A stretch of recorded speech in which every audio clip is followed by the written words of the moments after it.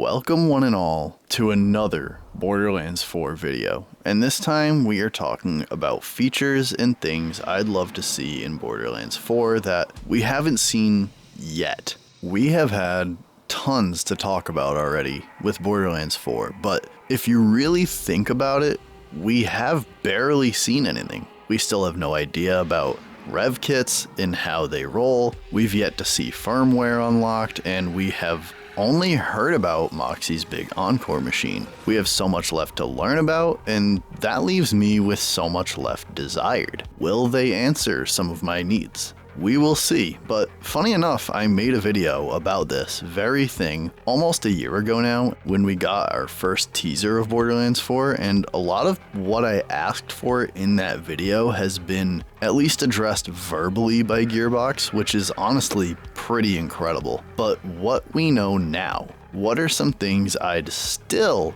like to see in Borderlands 4? That is what we discuss here today. Of course, feel free to share what you still desire from Borderlands 4. And if you like the video, well then make sure to like the video. And if you enjoy Borderlands, consider subscribing, because I kind of love Borderlands myself. Anywho, with that, let's dive into my first desired feature for Borderlands 4. Alright, buckle up, because my first one is a long one, and that is tamper/mod filtering for online public lobbies. Don't get it twisted, I love being able to mod Borderlands, and I don't want them to completely get rid of that. But what I do want is some kind of filter for public lobbies. I think of the way Master Chief Collection handled modding, and basically when you started the game there was an option to start with anti-cheat off, and that would allow you to play private sessions with mods. But if you tried to load up a public session, it would not let you. Before I go on though, let me be clear here, this option is there for when you tamper, so you can still play the game. Because if you've tampered with the game, it's not asking you to be an honest soul and choose that anti-cheat off option. It's just giving you a way to still start the game and play it after you've modded, because the regular start option just won't work if you've tampered with files. I never wanted or cared for anything like this in Borderlands, and maybe if you're on PC you don't like this idea, but hear me out, because I'm someone that mods Borderlands 3, Borderlands 2, and Wonderlands, and loves doing so. My reason for wanting this is because people make modded gear, and it really screws up the ecosystem of gear being traded around. It happened literally since Borderlands 1, and I know because I was that kid going around asking people if they could give me modded gear. I don't care how you play your game. But with Borderlands 4, finally bringing co-op farming to the table, I really love the idea of public lobbies more than ever for Borderlands 4. And with crossplay being a thing, I really think endgame farming in public lobbies would just be so much fun. And the last thing I want is for that to be ruined by people that want to play with God mode and all this other crap that would basically deter people from leaving their game open to the public. I want Borderlands 4 to feel more encouraged for co-op than ever before in the franchise. I would love to someday live stream Borderlands 4 and leave my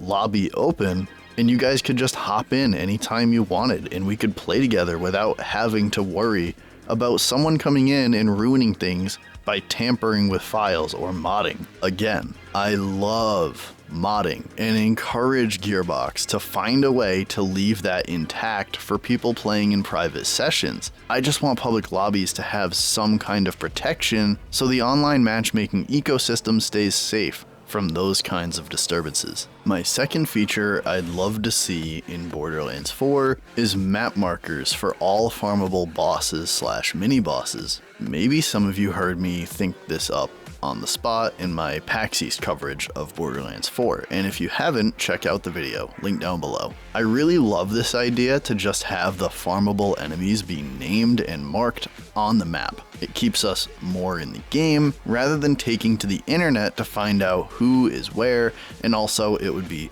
fantastic if when you hover over their marker, just like an objective in Borderlands 4, it tells you the reward, but more specific, it tells you the name of the legendary they drop. And even better would be the drop chance in some corner on the reward card in the map. This would take away so much work the community has to do just to play endgame, and again, it keeps our eyes on the game, so we aren't constantly pulling our attention to some website to find where the named enemy is and what he drops. Now we just open our map and search around, hover over the marker, see, oh, he drops this, perfect, fast travel, and boop, I'm on my grind for endgame. Never had to look at my phone, my other monitor, Google, just looking around in the game, and I got all the info I needed. Now this plays into something else I really want, and that is plenty of fast travel stations. I don't mind if we have to drive around the map the first time, obviously, since we won't have any fast travel stations discovered, but I want to have plenty so I'm not constantly hopping on my vehicle to go around the map after I've beaten the game to go around to all the farmable enemies. This goes along nicely with my whole marked farmable enemies on the map idea, giving us plenty of fast travel stations to put us nice and close so we aren't driving around so much once we've beaten the game. You see the marker for the enemy you're looking to farm, and then conveniently next to that marker is a nice fast travel station to get closer. Now, let's say there are 3 named enemies all in a cluster nearby. I don't mind putting one fast travel station down between them all because we have our personal vehicles, so there's no sprinting to a vehicle station. We just spawn the vehicle and ride over quick, and because of Moxie's big encore machine, you shouldn't have to ride over again unless you die, and that is completely fine with me. This is the quality of life farming I am dreaming of from Borderlands 4.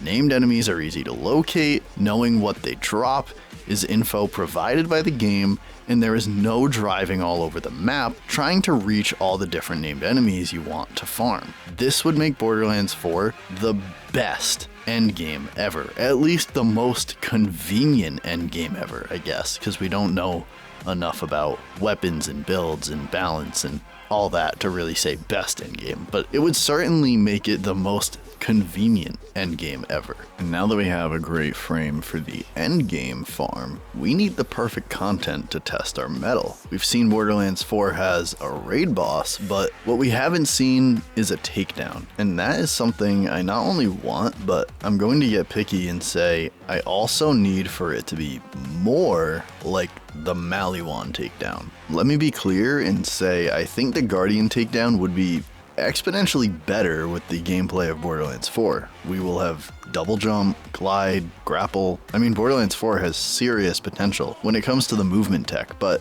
what I don't want is just because we have all of this, we get some takedowns with super parkour. I don't want cliffs to be the most dangerous enemy in my endgame content. I want great level design and enemy design that will encourage the use of these features, but I don't want cliffs and falling to my death to be the encouragement to grapple here or there. Imagine a flying enemy. You take the health bar down to a certain point and then you have to grapple to it and then shoot some part you can only reach once you grapple on. Stuff like that is more so how I want the grapple and whatnot to be included. Or maybe something like the enemy has armor plates you can rip off with the grapple, and then that spot becomes a weak point for you to focus on, and eventually he can restock and you have to keep ripping them away every so often. Something like that, to me, sounds like a more appealing way to incorporate the grapple into combat than just avoiding falling to your death. So that's my dream of a takedown in Borderlands 4, but if I'm doing something as tough as that, I want something really great to chase after. Something above legendary, something so difficult to get that it's a celebration and guaranteed to be great when I finally get it to drop. Yeah, I want pearlescence in Borderlands 4, and I think most people want this. I was in this boat where I didn't really care too much,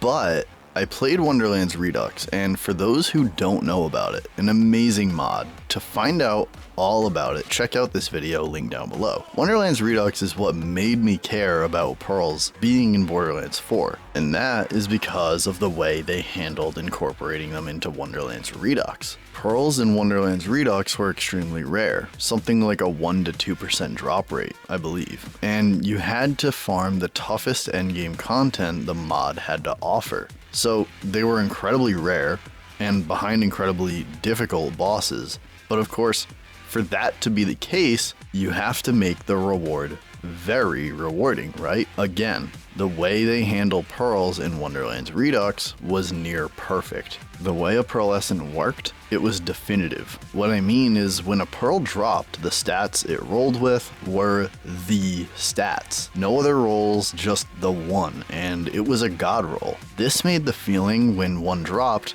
before even knowing what pearl you got, you knew this is going to make your build better. Even if you did not intend to use this weapon, it still would make your build better just by having it equipped. And that is because every pearl had an intrinsic ability, which made you better in some way just by having it in one of your equip slots. So, even if you didn't hold the weapon in your hand, just having it in that slot would buff you. This is how I want Borderlands 4 to handle pearlescence. Make a tier for gear that is so hard to get, but yet so good, it's appreciated even after all the grinding for it. Something so undeniably good that you are purely excited just to see the color on the ground. This is something to deliver for your hardcore fanbase that loves the loot chase and keeps coming back for more Borderlands. These are my 5 features I still would like to see from Borderlands 4. I have 2 more I want to throw on as kind of